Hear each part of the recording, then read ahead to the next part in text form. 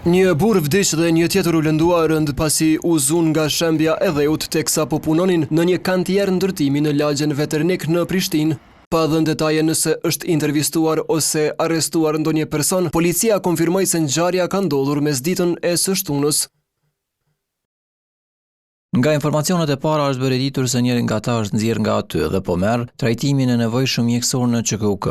Ndërkaq fatkeqësisht, tjetri, mashkull rreth 40 vjeç, është konstatuar pa shenja jete nga ana e mjekëve emergjent. Policia ka dalë në vendin e ngjarjes dhe në koordinim me prokurorin e shtetit, si dhe mekanizmat e tjerë të nevojshëm, po vjen punën për sqarimin e rrethanave që konkretizojnë ngjarjen.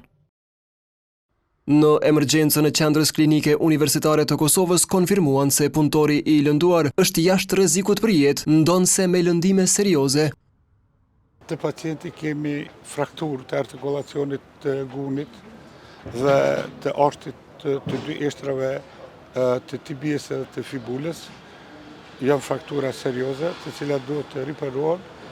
Ndërkohë i kemi marrë analizat biokimike dhe hematologjike, presim që të bëhet të realizohet edhe një CT e abdomenit dhe pedikit të këshyret se është gjendja e organeve të tija. Pa shumë detaje, prokuroria themelore në kryeqytet njoftoi se ka hapur rast për asgjësim, dëmtim ose heqje e pajisjeve mbrojtëse dhe rrezikim i sigurisë në vendin e punës.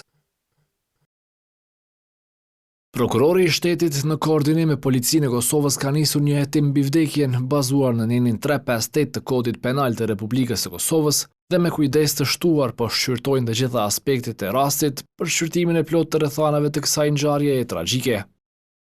Inspektorati i Komunës së Prishtinës mbylli vend punishtën, ndërsa paraprakisht zjarfiksit u angazhuan në nxjerrjen e 2 punëtorëve nga dheu.